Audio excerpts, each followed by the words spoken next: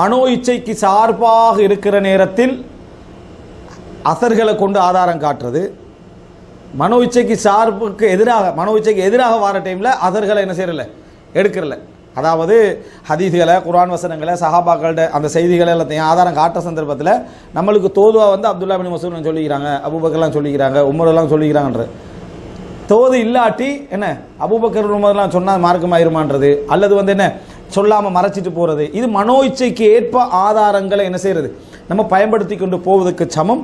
இந்த மாதிரி செய்வது பெரும்பாவங்களில் என்ன ஒன்று. அதாவது ஆதார தன்மைகளையும் ஆதார முறைமைகளையும் நாங்கள் வேணுமென்று வளைப்பதனூடாக மார்க்கத்தை தலைகளாக என்ன செய்வோம் நாங்கள் காட்டுவோம். இதுவும் பெரும்பாவங்களில் உண்டு.